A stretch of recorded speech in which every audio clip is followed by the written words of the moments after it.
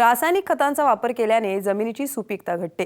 रासायनिक खतांच्या वापरामुळे सुरुवातीला चांगलं उत्पादन मिळत असलं तरी काही वर्षांनी उत्पादनात झपाट्याने कमतरता येते। असाच अनुभव अहमदनगर इथल्या श्रीरामपूरच्या बापूसाहेब गाडे यांना आला। त्यानंतर ते गेल्या 12 वर्षांपासून नैसर्गिक पद्धतीने ऊसाची लागवड करतायत। सध्या एकरी 55 टन ऊसाचं उत्पादन त्यांना मिळतंय। साखर कारखान्याला ऊस न विकता गुराळापासून एकरी 4.25 लाख रुपयांचा नफा ते मिळवतात। आज आपण बापूसाहेब गाडे यांच्या गुराळ व्यवसायाची यशोगाथा पाहण्यासाठी अहमदनगर जिल्ह्यात जाणार आहोत।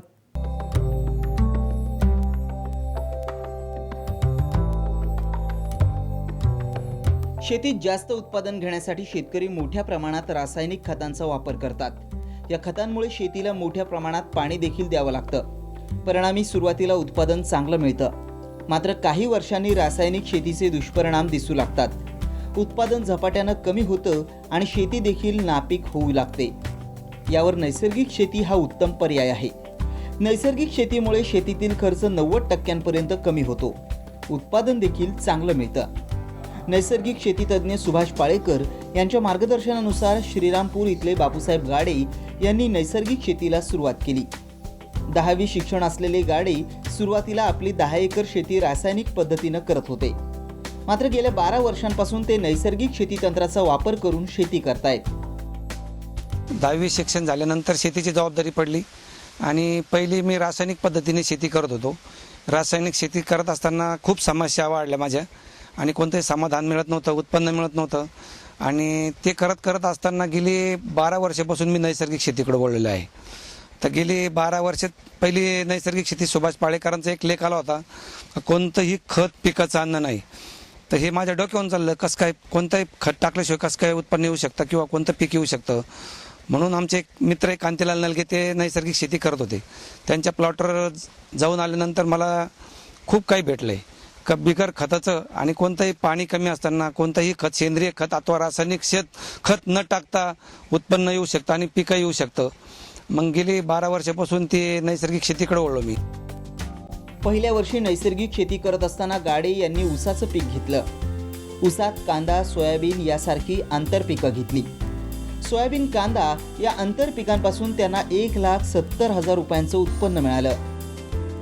पहिलं मी ऊस पीक घेतलं, ऊस पिकामध्ये आंतरपिकं घेतली, सोयाबीन घेतली, कांदा घेतला, हरभरा घेतला, 3 पिकं निघली। त्याचं उत्पन्न बी मला खूप चांगल्या पद्धतीत भेटलं। हे करत असताना मग एक पीक नैसर्गिक पद्धतीने येऊ शकतो बा, दुसरं काय येणार नाही म्हणून मी भाजीपाल्याकडे वळलो। तर भाजीपाल्याकडे वळ असताना वांग्याचा प्लॉट घेतला मी। वांग्याचा 8x4 वर लागण केली होती आणि मध्ये सारे आंतरपीक दुधल, चवळी, मेथी आणि तुमचं कोबी, फ्लावर अशा पद्धतीत घेतली होती। त्यातून पण मला खूप उत्पन्न चांगलं भेटलं आणि एक समाधान वाटत गेलं, पण नैसर्गिक पद्धतीने काही न वापरता, कोणतंही सेंद्रिय खत, रासायनिक खत न वापरता चांगलं येऊ शकतं।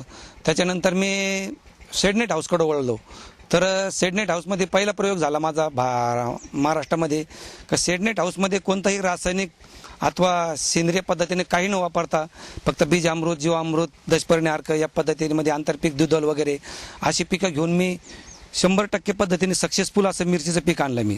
आणि बाजारपेठ बी त्यावेळेस मला नैसर्गिक म्हणून चांगली मिळाली मला। आणि नैसर्गिक कलर कॅप्सिकम मी सक्सेस झाल्यानंतर मी दुसरे बरेचसे भाजीपाल्याचे प्रयोग आणि डाळिंबाचा प्रयोग केला आमचा एक असा, का डाळिंबाचा प्रयोगसुद्धा नैसर्गिक पद्धतीने काही रासायनिक खत न टाकता सक्सेसफुल 100% आले आणि त्याला मला बाजारभाव पण दुप्पट तिप्पट भावाने भेटला आहे।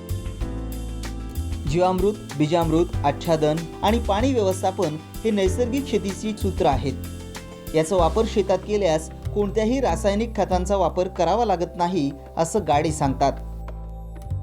हे नैसर्गिक शेतीचे 4 चाकापैकी पहिले चाक म्हणजे जीवामृत।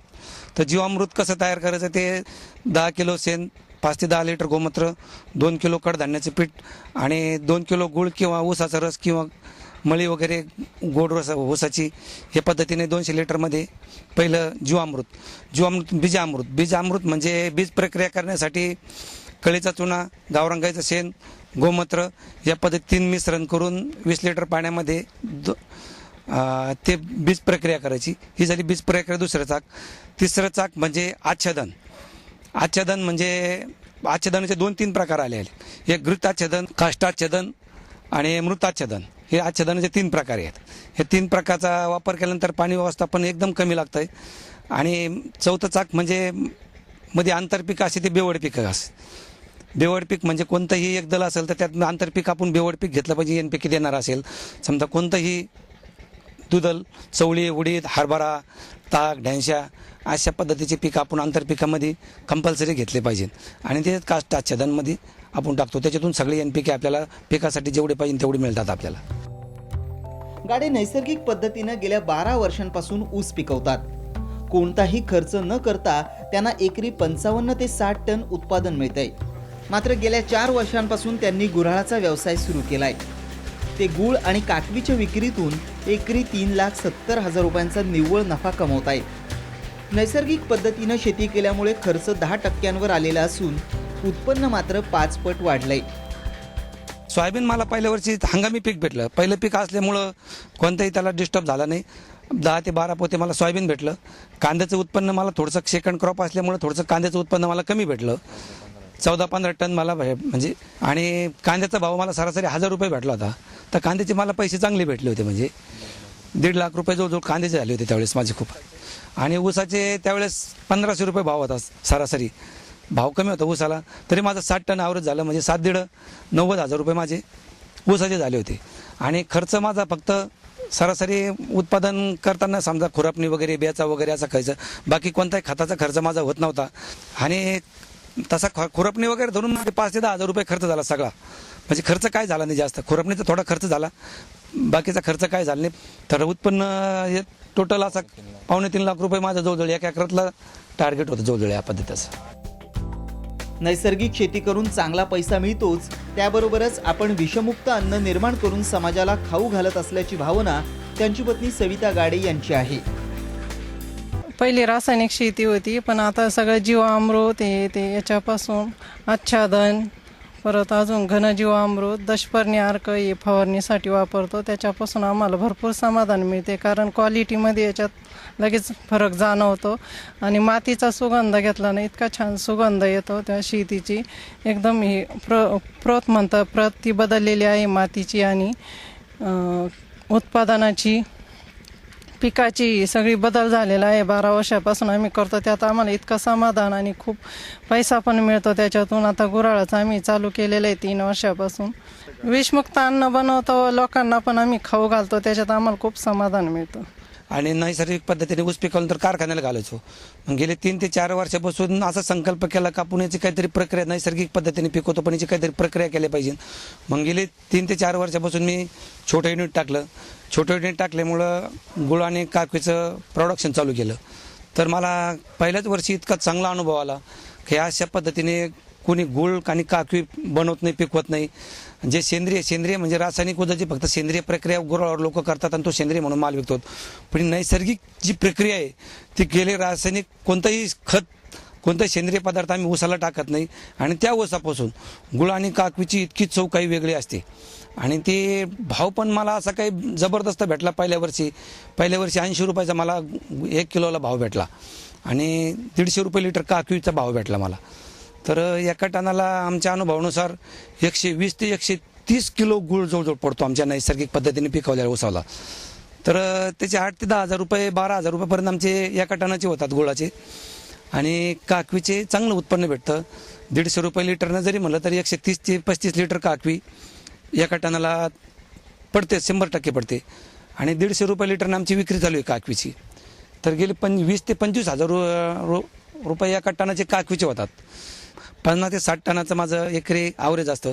हे आमची नैसर्गिक शेती असल्यामुळं मला बाकीचा कोणताही खताचा खर्च नसल्यामुळे ऊस उत्पादनाला मला खर्च एकदम कमी होतो. खुरपणी, जीवामृत असे तर खर्च 5,000 ते 10,000 रुपये माझा ऊस उत्पादनाचा खर्च आहे फक्त माझा. आणि उत्पादन निघाल्यानंतर गुळाचं उत्पन्न माझं जवळजवळ एका टनाला 120 किलो गुळ पडतो. त्याच्यामुळं 80 रुपये जरी भाव धरला तरी 10,000 ते 12,000 रुपये माझे एका टनाचे होतात. 10,000 रुपये जरी पकडले तरी 5 टनाचे 50-55 टन ॲव्हरेज जरी धरलं तर 4.5 ते 5 लाख रुपये माझे प्रति एकराचे होतात. त्यातून खर्च जरी गेला माझा प्रत्येक आदनामागं माझा सरासरी 2,000 रुपये खर्च होतो. 1,20,000 माझा टोटल 1 एकराचा खर्च होतो गुळाचा. आणि 10,000 रुपये, 10,000 ते 15,000 रुपये माझा ऊस उत्पादनाचा खर्च होतो. म्हणजे 1,20,000 ते 30,000 रुपये माझा टोटल खर्च होतो. तरी माझे जवळजवळ 4.5 लाख रुपये जवळजवळ माझे निव्वळ नफा माझा प्रति एकरातून मला नेमून निघतो असं माझं. रासायनिक शेती करत असताना मोठ्या प्रमाणात गुंतवणूक करावी लागते. त्यातच जर अस्मानी संकट आलं तर शेतकऱ्यांचं मोठं नुकसान होतं. मात्र शेतकऱ्यांनी नैसर्गिक पद्धतीनं शेती केल्यास शाश्वत उत्पन्न मिळतं. लैलेश बारगजे, साम टीव्ही, अहमदनगर.